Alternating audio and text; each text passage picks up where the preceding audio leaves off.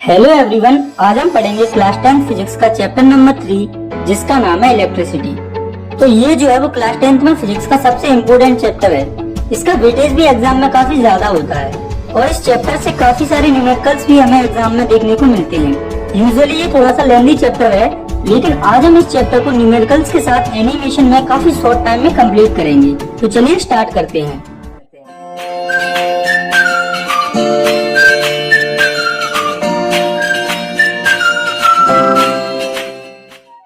तो सबसे पहले हम समझते हैं इलेक्ट्रिक करंट को या इलेक्ट्रिसिटी को। तो बेसिकली इलेक्ट्रिसिटी होती है फ्लो ऑफ चार्जेस, यानी कि किसी भी मटेरियल या कंडक्टर में जब चार्ज फ्लो होता है तो उसे इलेक्ट्रिसिटी या इलेक्ट्रिक करंट कहा जाता है। तो यहाँ पर बात हो रही है चार्ज की। तो अब हम समझते हैं कि चार्ज क्या होता है। तो it is the property of matter which cause it to experience a force when placed in a magnetic field. मतलब कि चार्ज जो है वो मैटर की एक प्रॉपर्टी होती है जिसकी वजह से उसे एक फोर्स एक्सपीरियंस होता है जब वो मैग्नेटिक फील्ड में प्लेस होता है। और ये जो चार्ज है वो पॉजिटिव होता है और नेगेटिव भी होता है। और जो लाइक चार्जेस होते हैं वो रिपेल करते हैं एक दूसरे को, जबकि अनलाइक चार्जेस होते हैं वो एक दूसरे को अट्रैक्ट करते हैं। लाइक का मतलब होता है सेम चार्जेस, यानी कि एक जैसे चार्जेस, जैसे पॉजिटिव पॉजिटिव चार्जेस या नेगेटिव नेगेटिव चार्जेस। और अनलाइक का मतलब होता है अपोजिट चार्जेस, जैसे पॉजिटिव नेगेटिव। तो यहाँ पर समझने वाली बात ये है कि जो एक जैसे चार्ज होते हैं वो एक दूसरे को रिपेल करते हैं, वहीं पर जो अपोजिट चार्जेस होते हैं वो एक दूसरे को अट्रैक्ट करते हैं।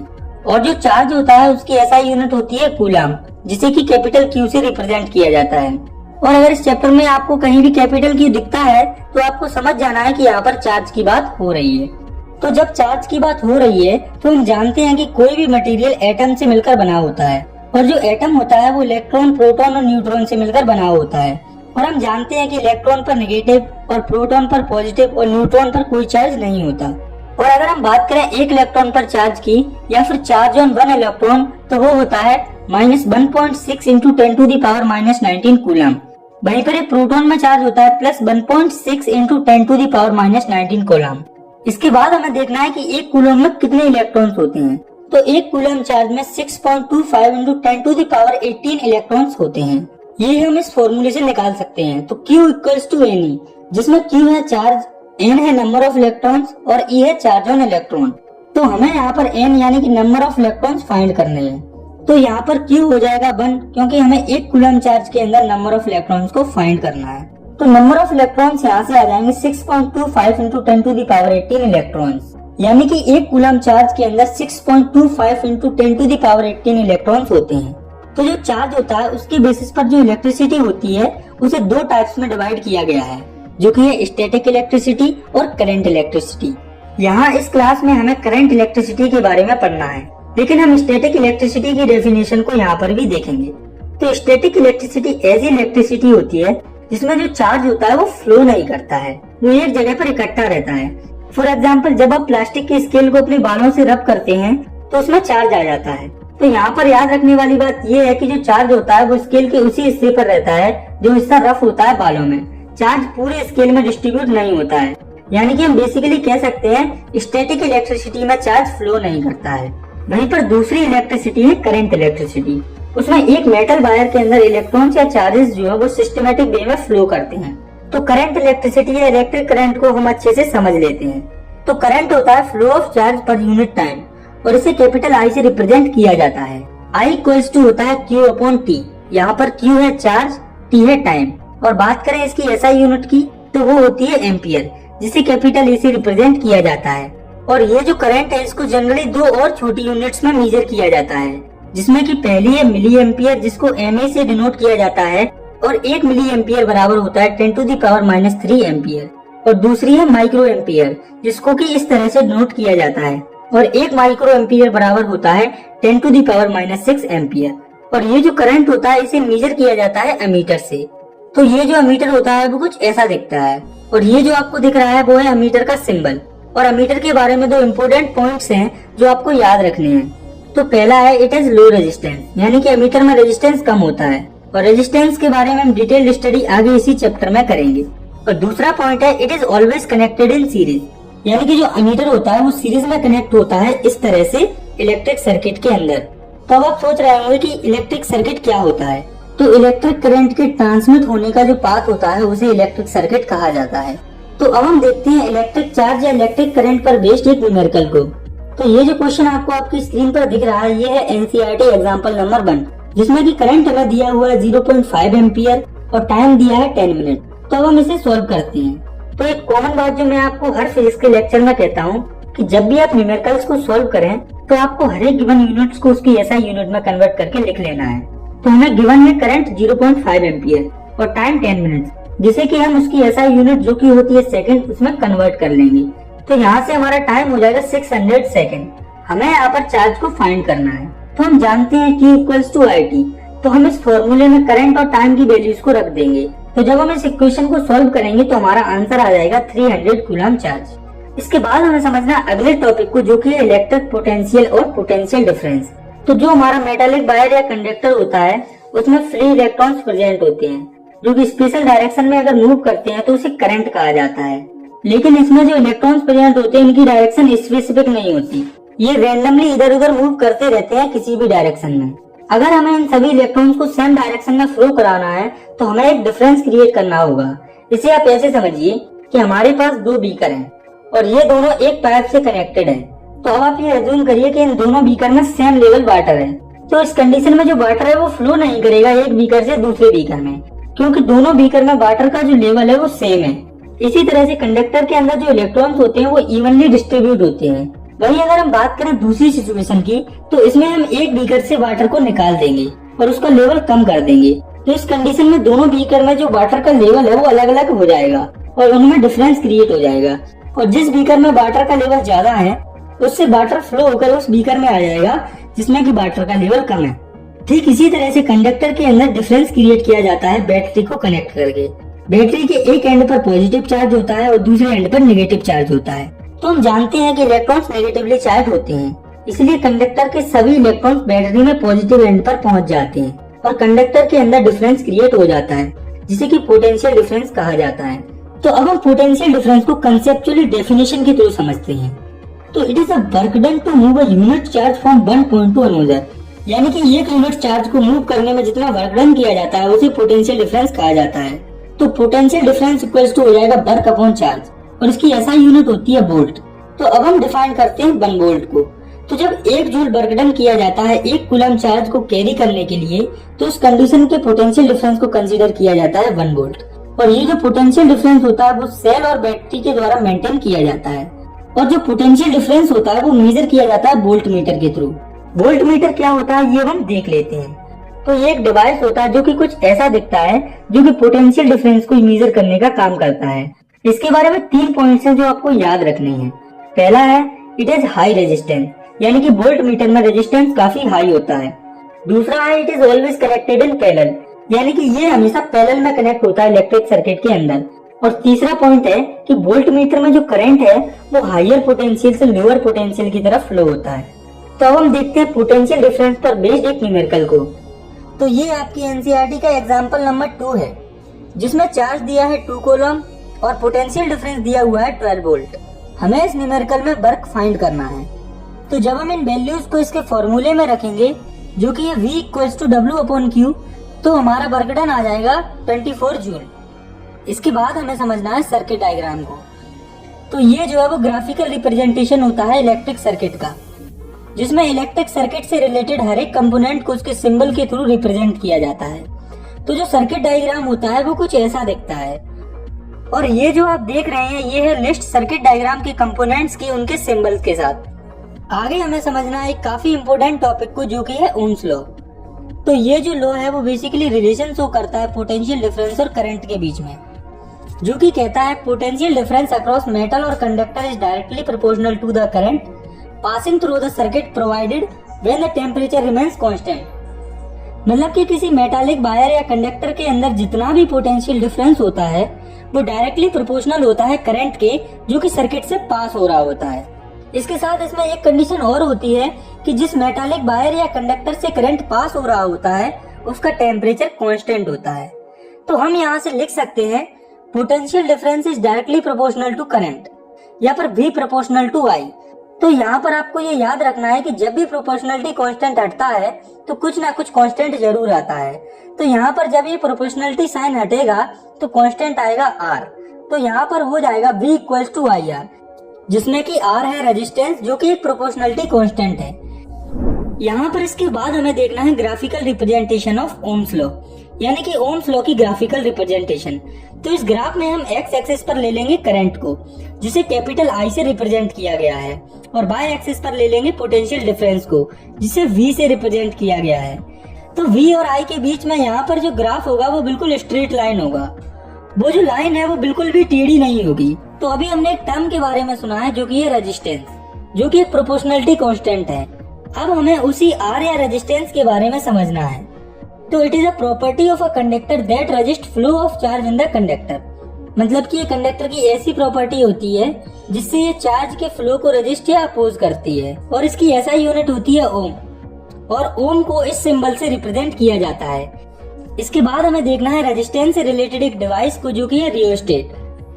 तो जो रियोस्टेट होता है वो कुछ ऐसा दिखता है, और बात करें इसकी डेफिनेशन की तो it is an electronic device used to control the current by varying the resistance.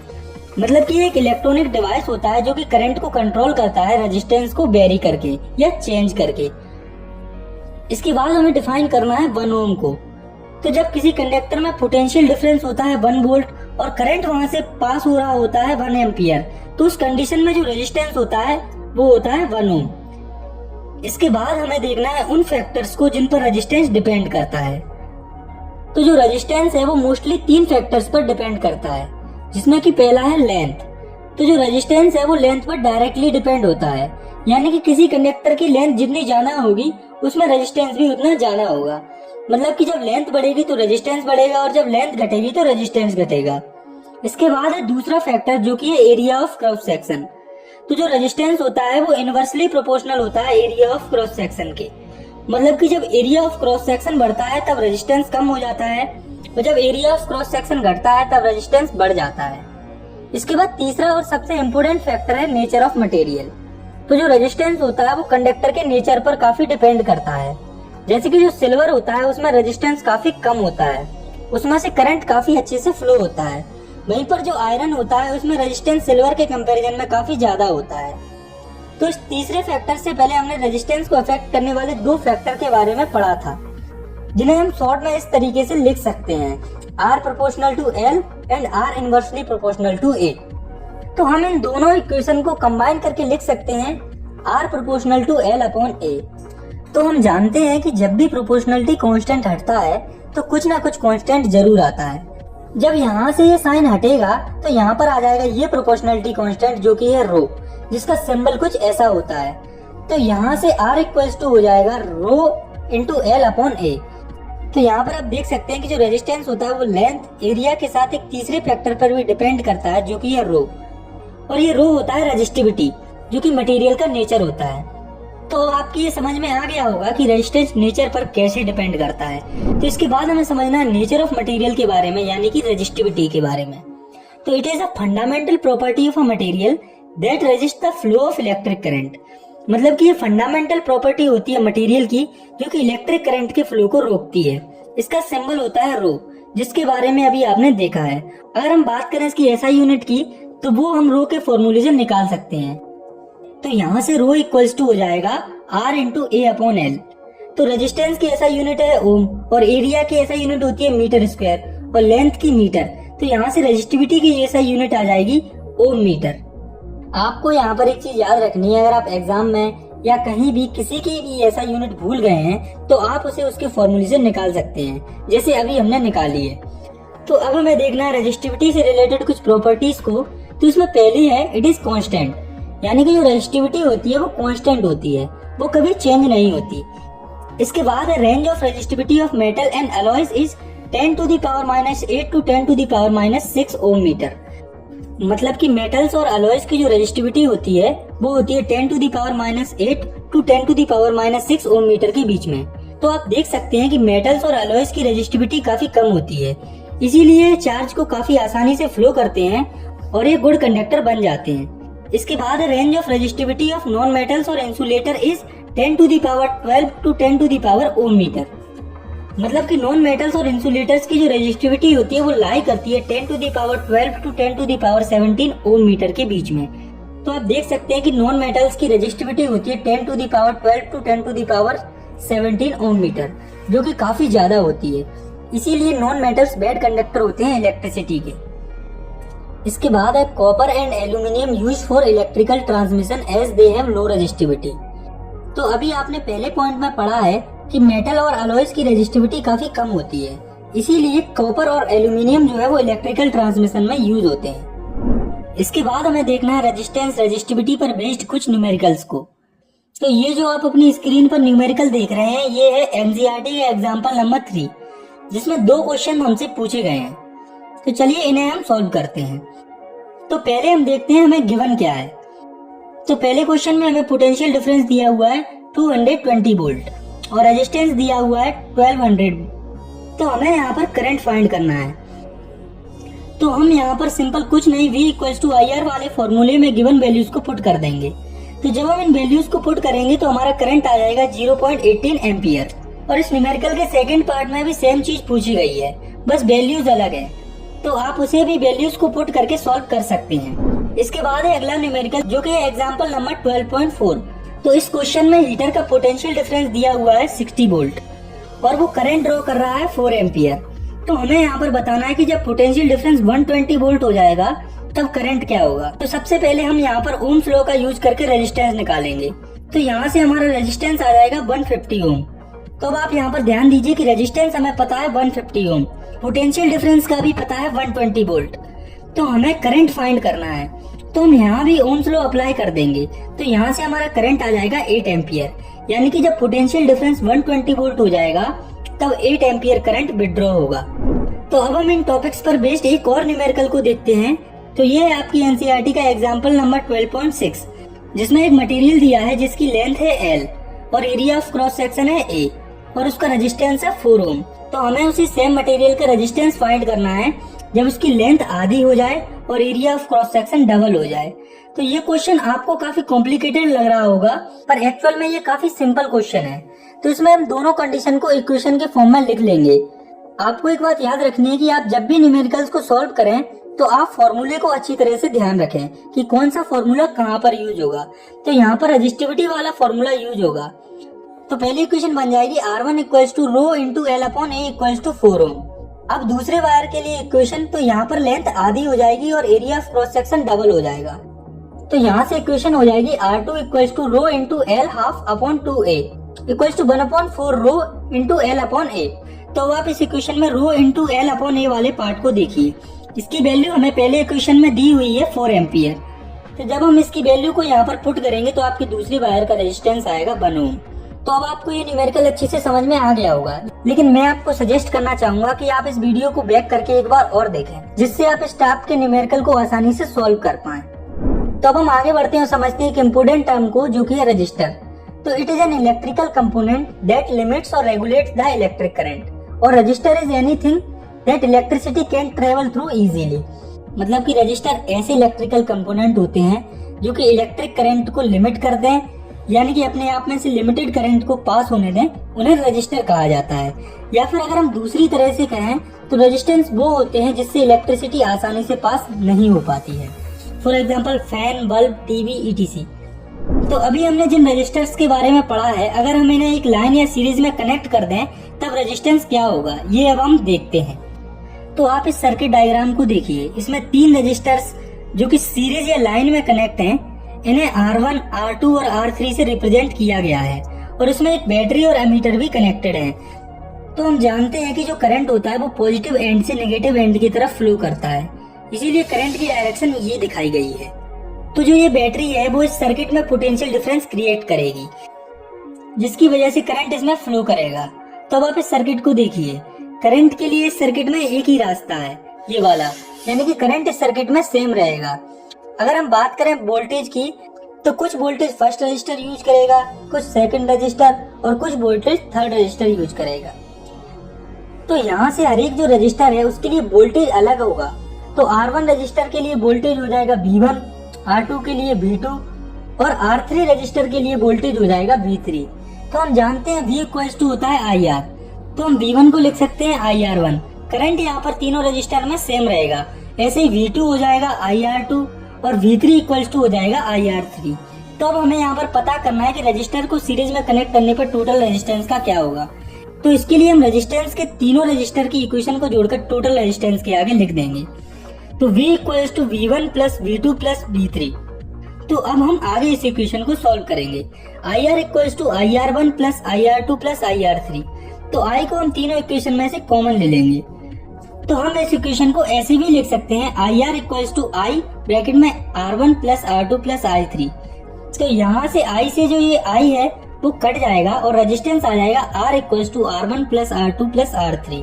तो चलिए अब हम देखते हैं रजिस्टर इन सीरीज पर बेस्ड एक न्यूमेरिकल को। तो ये जो आप न्यूमेरिकल अपनी स्क्रीन पर देख रहे हैं ये है NCERT का एग्जाम्पल नंबर 12.7। तो इस इक्वेशन में हमें इलेक्ट्रिक लैंप का रेजिस्टेंस दिया है 20 ओम और कंडक्टर का रेजिस्टेंस दिया है 4 ओम और एक बैटरी दी हुई है 6 वोल्ट। इस पूरे न्यूमेरिकल में 3 क्वेश्चन हमसे पूछे गए हैं, जिसमें कि पहले क्वेश्चन में हमें पूरे सर्किट का टोटल रेजिस्टेंस फाइंड करना है। तो हमें पता है जब रेजिस्टेंस सीरीज में कनेक्ट होते हैं तो हम टोटल रेजिस्टेंस को निकालने के लिए सिंपल रेजिस्टेंस वाला फॉर्मूला लगा देंगे। तो R equals to R1 plus R2। तो यहाँ से हमारा टोटल रेजिस्टेंस आ जाएगा 24 ओम। इसके बाद दूसरे क्वेश्चन में हमें फाइंड करना है टोटल करंट इस सर्किट का। तो हमें पोटेंशियल डिफरेंस दिया हुआ है 6 वोल्ट और टोटल रेजिस्टेंस अभी हमने निकाला है 24 ओम। तो हम सिंपल ओम्स लॉ लगाकर यहाँ पर करंट फाइंड कर लेंगे। तो V इक्वल्स टू होता है IR। तो यहाँ से I इक्वल्स टू हो जाएगा V अपॉन R। तो V है 6 वोल्ट और R है 24 ओम। तो यहाँ से हमारा करंट आ जाएगा 0.25 एम्पियर। इसके बाद तीसरे क्वेश्चन में हमें पोटेंशियल डिफरेंस फाइंड करना है इलेक्ट्रिक लैंप का और करंट का। तो अभी हमें जो पोटेंशियल डिफरेंस दिया गया है वो पूरे सर्किट का कंबाइंड पोटेंशियल डिफरेंस है। तो लैंप और कंडक्टर के अलग अलग पोटेंशियल डिफरेंस को फाइंड करने के लिए हमें इनको अलग अलग सॉल्व करना पड़ेगा। तो पहले हम फाइंड करेंगे लैंप के पोटेंशियल डिफरेंस को। तो लैंप का रेजिस्टेंस हमें दिया है 20 ओम और करंट यहाँ पर सेम है। तो जब V इक्वल्स टू IR वाला फॉर्मूला हम यूज करेंगे तो हमारे लैंप का पोटेंशियल डिफरेंस आ जाएगा 5 वोल्ट। तो ऐसे ही जब हम इन वैल्यूज को कंडक्टर में पुट करेंगे तो कंडक्टर का पोटेंशियल डिफरेंस आ जाएगा 1 वोल्ट। इसके बाद हमें देखना है रजिस्टर इन पैरेलल, यानी कि जब रजिस्टर्स को पैरेलल में कनेक्ट किया जाता है तब टोटल रेजिस्टेंस क्या होगा। तो ये जो आप देख रहे हैं ये है सर्किट डायग्राम जिसमें रजिस्टर पैरेलल में कनेक्टेड है कुछ इस तरह से। ये है पहला रजिस्टर जिसका रेजिस्टेंस है R1, दूसरे का है R2 और तीसरे का है R3। इनको यहाँ पर एक बैटरी से कनेक्ट किया गया है और करंट को मेजर करने के लिए हमने एमीटर का यूज किया है जो कि सीरीज में कनेक्टेड है और रजिस्टर्स के वोल्टेज को मापने के लिए हमने एक वोल्ट मीटर का यूज किया है जो कि रजिस्टर्स के पैरेलल में है, जैसा कि आप देख सकते हैं। तो सर्किट के अंदर जो भी ये वायर्स हैं इनमें I करंट फ्लो हो रहा है। तो जैसे ही करंट यहाँ पर पहुंचेगा कुछ करंट यहाँ पर इस रजिस्टर में फ्लो होगा, कुछ इसमें और कुछ इस वाले में। तो यहाँ पर इन तीनों रजिस्टर्स में जो करंट है वो अलग अलग होगा, वहीं पर जो वोल्टेज है वो सेम होगा क्योंकि हमने वोल्टेज को रजिस्टर के पैरेलली कनेक्ट किया है।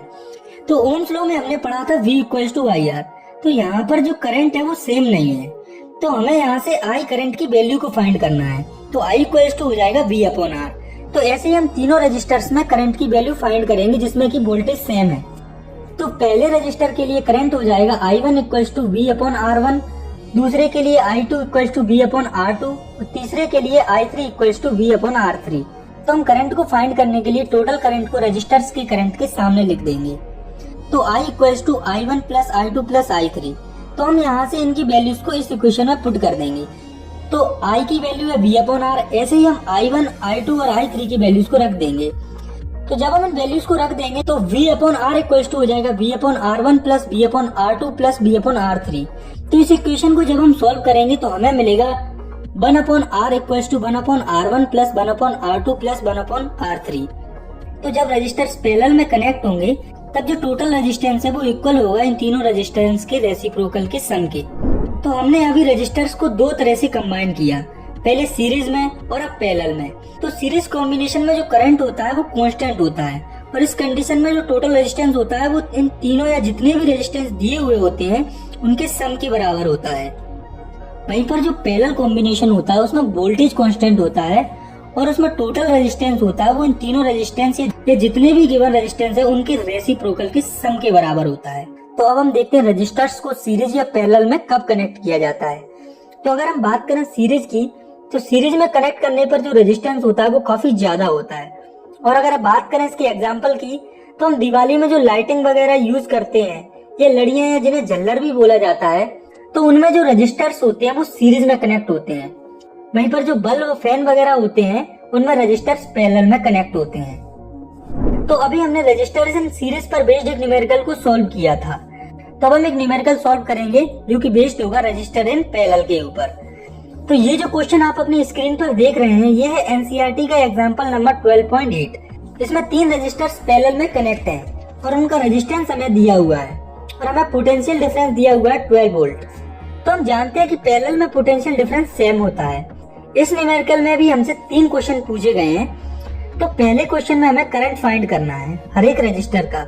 तो जब हम इन तीनों रजिस्टर में ओम्स लॉ लगाएंगे तो हमारा करंट आ जाएगा I1 = 2.4/A, I2 = 1.2A और I3 आ जाएगा 0.4 एम्पियर। और दूसरे क्वेश्चन में हमसे टोटल करंट पूछा गया है, तो इसके लिए हम पूरे करंट को ऐड कर देंगे, तो हमारा टोटल करंट आ जाएगा 4 एम्पियर। और तीसरे क्वेश्चन में हमसे टोटल सर्किट का रेजिस्टेंस पूछा गया है। तो हमें पैरेलल में रेजिस्टेंस का फॉर्मूला पता है 1/R = 1/R1 + 1/R2 + 1/R3। तो जब हम इस फॉर्मूले में वैल्यूज को पुट करेंगे तो हमारा टोटल रेजिस्टेंस आ जाएगा 3 ओम। तो हमें यहाँ से एक बात पता चलती है कि सीरीज में जो रेजिस्टेंस होता है वो बढ़ता है, वहीं पर पैरेलल में जो रेजिस्टेंस होता है वो कम हो जाता है। तो जब रेजिस्टेंस कम होता है तो ये अच्छा होता है करंट के फ्लो के लिए, यानी कि जब करंट पैरेलल रेजिस्टर में फ्लो करेगा तो वो इजीली फ्लो करेगा। इसीलिए पैरेलल कॉम्बिनेशन के कुछ एडवांटेज होते हैं जिन्हें अब हमें देखना है। तो एडवांटेज ऑफ पैरेलल कॉम्बिनेशन, इसमें पहला है in series when one register fails the circuit is broken and non component work. यानी कि अगर सीरीज कॉम्बिनेशन में एक रजिस्टर फेल हो जाता है या खराब हो जाता है तो पूरा सर्किट ब्रेक हो जाता है और करंट आगे पास नहीं होता। जैसे कि ये है सीरीज कॉम्बिनेशन, अगर इसमें ये रजिस्टर फेल हो गया तो करंट आगे पास नहीं होगा, क्योंकि सीरीज कॉम्बिनेशन में करंट एक ही जगह से पास हो रहा होता है। वहीं पैरेलल कॉम्बिनेशन में ऐसा नहीं होता, क्योंकि पैरेलल कॉम्बिनेशन में अगर एक रजिस्टर फेल हो जाता है तो करंट जो है वो इन अलग अलग रजिस्टर से पास हो जाता है और जो करंट है वो काम करता रहता है। सेकंड एडवांटेज है different appliances require different colour, this can not be satisfied in series combination. मतलब कि अलग अलग इलेक्ट्रिकल अप्लायंसेस होती हैं, उन्हें अलग अलग करंट चाहिए होता है वर्क करने के लिए, जो कि सीरीज कॉम्बिनेशन में पॉसिबल नहीं होता है, क्योंकि सीरीज कॉम्बिनेशन में करंट सेम होता है। भाई पैरेलल कॉम्बिनेशन में जो करंट होता है वो अलग अलग होता है अलग अलग रजिस्टर के लिए, इसीलिए पैरेलल कॉम्बिनेशन को मोस्ट ऑफ अप्लायंसेस में यूज किया जाता है। और अगर हम बात करें इसके तीसरे एडवांटेज की, तो वो है total resistance in parallel combination is less as compare to series combination. यानी कि पैरेलल कॉम्बिनेशन में टोटल रेजिस्टेंस काफी कम होता है सीरीज कॉम्बिनेशन से। पैरेलल कॉम्बिनेशन के इन्हीं एडवांटेज से इसे ज्यादा यूज किया जाता है हाउस होल्ड अप्लायंसेस में। इसके बाद हमें समझना है heating effect of electric current को, यानी कि इलेक्ट्रिक करंट के हीटिंग इफेक्ट को। तो when an electric current passes through a conductor like high resistance wire, the conductor becomes hot after some time produces heat, this is called heating effect of electric current. जैसे कि जब electric current pass होता है किसी conductor से, जैसे कि high resistance wire से, तो वो बाद में जो कंडक्टर है वो कुछ टाइम बाद गर्म होने लगता है और हीट प्रोड्यूस करता है। इसे कहा जाता है heating effect of electric current. तो अब हम ये देखते हैं ये कंडक्टर या रेजिस्टर हीट कैसे होते हैं। तो अब मान लीजिए कि ये है कंडक्टर जिसका रेजिस्टेंस या रेजिस्टिविटी काफी हाई है, जो कि एक बैटरी से कनेक्टेड है। ये है बैटरी का पॉजिटिव एंड, ये है नेगेटिव एंड। तो जो कंडक्टर होता है इसमें कुछ फ्री इलेक्ट्रॉन्स होते हैं, और जब कंडक्टर को बैटरी से कनेक्ट किया जाता है तो उसके जो इलेक्ट्रॉन्स होते हैं वो एक स्पेसिफिक डायरेक्शन में मूव करने लगते हैं, नेगेटिव से पॉजिटिव की तरफ। तो जब इस बैटरी से करंट पास होता है तो ये जो फ्री इलेक्ट्रॉन्स हैं वो इस कंडक्टर्स के एटम से टकराएंगे और ये कोलोजन करेंगे, और इसी कोलोजन के कारण हीट जनरेट होती है। तो हीट जो है वो एनर्जी का ही एक फॉर्म होती है, और एनर्जी जो है वो बराबर होती है वर्क डन के। तो अगर हम ध्यान से देखें तो हमें ये पता चलता है कि हीट और वर्क डन यहाँ पर बराबर है। तो हमें ये याद रखना है कि वर्क और हीट सिमिलर है यहाँ पर। तो वर्क को W से और हीट को H से रिप्रेजेंट किया गया है। तो W और H जो है वो यहाँ पर सेम है।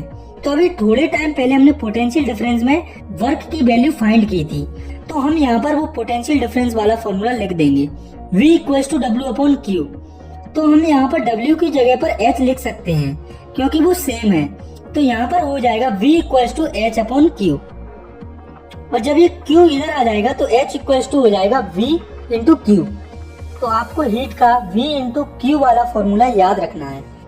तो अगर हम देखें तो यहाँ पर हम हीट के और भी फॉर्मूले बना सकते हैं, जैसे कि Q है यहाँ पर चार्ज, और चार्ज इक्वल्स टू होता है करंट इंटू टाइम यानी कि IT। तो यहाँ पर हीट का दूसरा फॉर्मूला हो जाएगा H इक्वल्स टू VIT। तो हम यहाँ से हीट का एक और फॉर्मूला भी बना सकते हैं जिसमें हम B की वैल्यू को रख देंगे। तो V इक्वल्स टू होता है IR। तो हीट का एक और फॉर्मूला हो जाएगा H equals to I square RT। तो ये कुछ फॉर्मूले हैं जो आपको याद रखने हैं। अगर हीट यहाँ पर एनर्जी है तो उसकी SI यूनिट हो जाएगी जूल। इसके बाद हमें समझना है जूल्स लॉ ऑफ हीटिंग को। तो ये कहता है when a current flows in the conductor then amount of heat generate is directly proportional to the square of current and resistance and time for which current flows. यानी कि joules law कहता है कि जब करंट फ्लो करता है conductor में तो हीट जनरेट होती है वो डायरेक्टली प्रोपोर्शनल होती है करंट के स्क्वायर की, रेजिस्टेंस की और टाइम की। तो हम इसे लिख सकते हैं H proportional to I square, H proportional to R and H proportional to T। तो हम इन तीनों इक्वेशन को कंबाइन करके लिख सकते हैं H proportional to I square RT। और जब ये प्रोपोर्शनलिटी कांस्टेंट हटता है तो कांस्टेंट आता है 1। तो H इक्वल्स टू हो जाएगा I स्क्वायर RT। और इस फॉर्मूले को अभी हमने ऊपर भी डिराइव किया था। तो अब हम देखते हैं हीटिंग इफेक्ट पर बेस्ड एक न्यूमेरिकल को।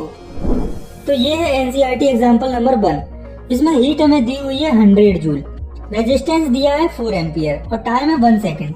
हमें यहाँ पर पोटेंशियल डिफरेंस फाइंड करना है।